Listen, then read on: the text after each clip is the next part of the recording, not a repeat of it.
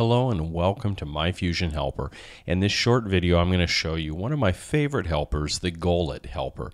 Now, this little gem is so simple, and yet there are so many powerful ways that you can use it, and I just love it. It's probably one of the most popular helpers that we have in the system, and probably one of the most useful in the sense that it can really impact how you use Infusionsoft and improve the speed of your application by eliminating just tons of unnecessary tags in your application. So let's take a look at how it works in a live demo first, and then I'll give you some more details on some strategic uses of it.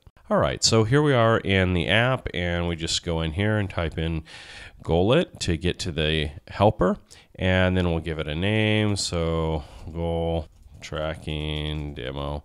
Now here's the entire function. It is so simple. All you do is set a name. So for example, let's think of a webinar, and we'll just say webinar attended. Okay. Now there's a couple of things I want to show you that are really important.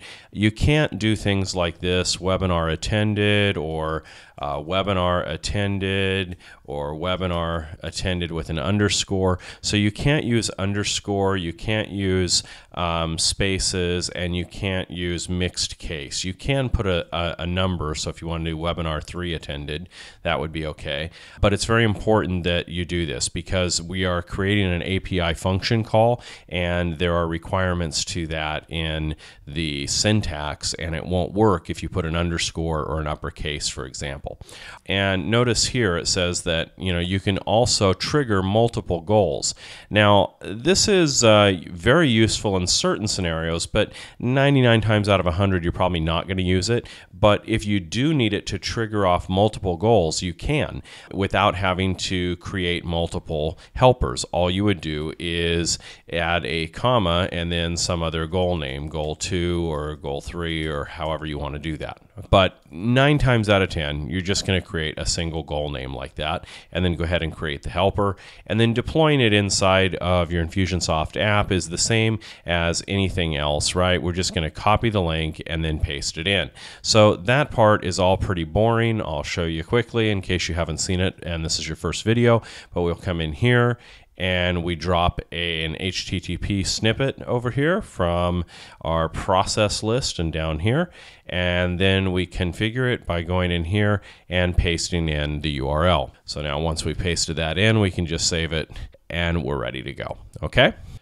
Now, before we go back in and show you some of the strategies, I want to also show you how you would create an actual goal inside of the campaign builder with the API goal. So in order to do that, you would just drag a goal on, or if you have an existing one like this, we can come in here and we can change it to an API call is made. Now, let's just put this in here, my custom goal. All right, and we save this. Now, to configure this, this is where it's very important. We want to come in here, and first of all, we want to call this MyFusion Helper. This is the integration, and the integration is just the name of the API integration that we're using. That is always going to be MyFusion Helper.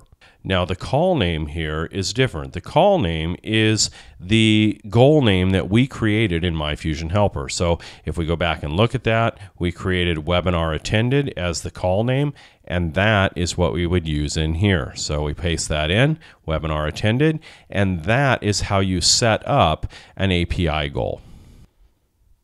So let's talk about how this actually helps you and some ways that you can use this Goal-It helper within your application.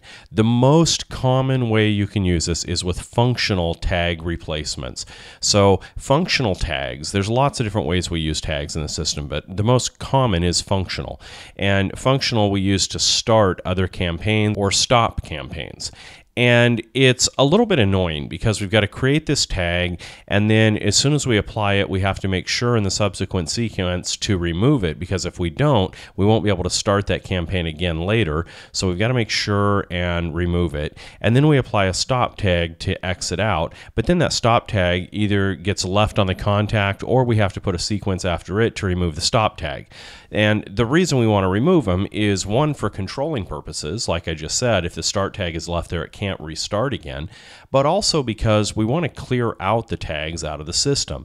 And the reason for that is we simply don't want to slow down the system having a ton of tags in there that aren't necessary. So this is a huge advantage in and of itself. In a recent case study that we did with one of our clients, we reduced their tag usage by about 37% in their application just by converting functional tags and tracking tags into goal-it helpers instead and removing the necessity for those tags. Now, the other thing is that it's really a side benefit, but your campaign logic is reduced quite a bit. And the reason that happens is instead of having to have these apply tags and then remove tags, you just have a single HTTP post command. And so a lot of this stuff goes away.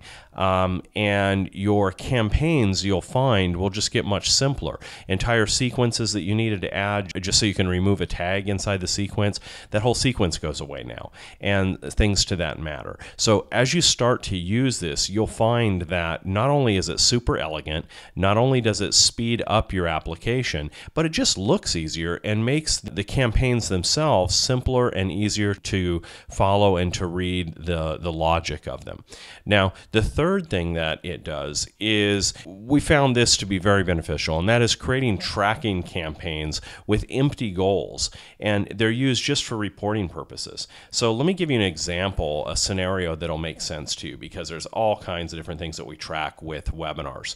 When somebody runs a webinar, you want to do things like the following. You want to track who attended, who didn't attend, right? Who left early, who showed up late, who asked a question, who watched the replay, who purchased from the live webinar versus who purchased from the replay. All of these different scenarios that you want to be able to have tracking data for. Now, historically, people would use tags for this. The problem with that is that, again, you just clutter up your application with all of these tracking tags that really aren't necessary. When we use a goal, and this is a training moment here. So I found that after working with hundreds of clients with Infusionsoft, that probably less than 5% of them understand how to report on campaigns properly. And the proper way to do it is to set up goals in your campaign, because when you go into the performance view, you can see those goals that are triggered. Now, somebody will say, well, Troy, that doesn't work because you can only look at historic goals for 30 days. And that's not really true. That's only true inside the performance view of the campaign builder. However, when you go into the marketing reports, there's a report that'll show you the goal completions, and that report allows you to specify the date ranges. Okay, so what people have done mistakenly is use tags to track that data, when in reality they should be using goals, and that is just slowing down your application. If you've got 20, 30, 40, 50,000 contacts in your system, and you've got an excess of 20, 30, 40 tags per contact, think of how many extra tags your system is using that it really doesn't need, and that just slows things down. Okay, so setting up a blank goal and just publishing it is a great way of utilizing the goal-it function to track and do reporting, and you don't have to even attach a sequence to it. It can just be a simple open goal and of type API, and just publish it. So hopefully that gives you some great ideas of how you can use this in your business and how you can clean up your app and speed it up and make it easier all at the same time.